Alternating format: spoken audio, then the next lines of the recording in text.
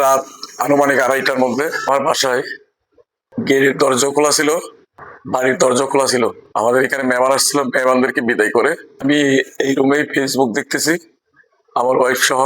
তাৎক্ষণিক দুইজন প্রথম ঢুকছে দুইটা অস্ত্র নিয়ে, একটা কোমরে একটা হাতে, আরেকজন লম্বা একটু লম্বা বন্দুক নিয়ে, আরেকজন লম্বা টাইপের ছেলে এখানে ঢুকে আমাদের টাস টাস আমাদের মোবাইল নিয়ে ফেলছে।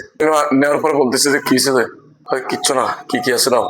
তো আমার ওয়াইফের স্বর্ণের চেইন ছিল, চেইনটা দিয়ে ফেলছে, একজোড়া কাম্পল ছিল, ওগুলো দিয়ে ফেলছে।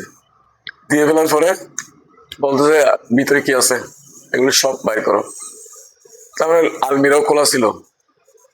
তো মেহমানদেরকে বিদায় করে ঢুকছি, রাস্তার পাশে ঘর, সবাই রাস্তার আশপাশে, স্টেশনের মধ্যে লোক ছিল। তো জীবনে এই ঘটনা ঘটে নাই। দ্রুত এরা চেক টেক করে আমাদেরকে জিম্মি করে অনেক টাকা দাও, স্বর্ণ দাও। আসলে তো আমরা এখানে কিচ্ছু নাই, আমরা এখানে থাকি না।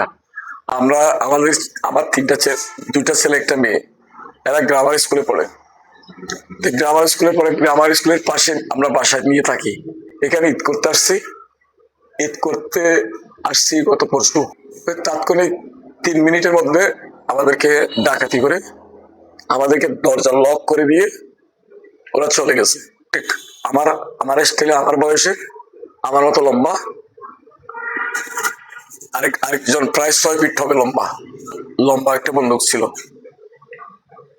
প্রথম যেটা ঢুকছে এটা শুধু দুইটা বন্দুকই ছিল।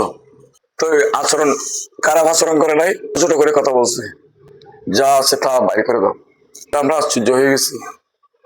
তা ওনাকে বলতেছে আমাদের মোবাইল দেন, বলতেছে শব্দ করেন না। আমাদের একটা লক করে দিয়ে ওরা দ্রুত চলে গেছে। চলে যাওয়ার পরে আমরা তো ঘর থেকে বাইরে হতে পারতেছি না। আশপাশের লোক সবাইকে ডাকছি, ডাকাত ডাকাত বলে ডাকছি, গলা ভেঙে গেছে। দুইটা ড্রেস সেট, আর একজোড়া কামফলে, একটা সেম নগদ টাকা ছিল, নগদ টাকা 20-25 হাজার টাকা ছিল, ওগুলো পায় নাই। ওরা কিন্তু তড়িগড়ি করে চলে যাওয়ার জন্য পাগল হয়ে গেছে। প্রায় 3 লাখ টাকার মতন ক্ষয়ক্ষতি হবে। না, একজন মাস্ক পরা ছিল আমার মতো করে, এই লোকটা, ওনার থেকে দুইটাই রিভলভার, আরেকজন 6 ফুট মতো লম্বা হবে, ওনার থেকে এতটুক লম্বা বন্দুক। বারবার আমাকে অস্ত্র টেকায়। না, ওরা সাধু ভাষায় কথাবার্তা বলছে, চিকন চিকন করে, শব্দ কম। ওদেরকে আগে কোথাও দেখি নাই আমি, কিন্তু আজকে এনে দিলে আজকে চিনবো, কালকে এনে দিলেও চিনবো, ওদেরকে চিনবো যে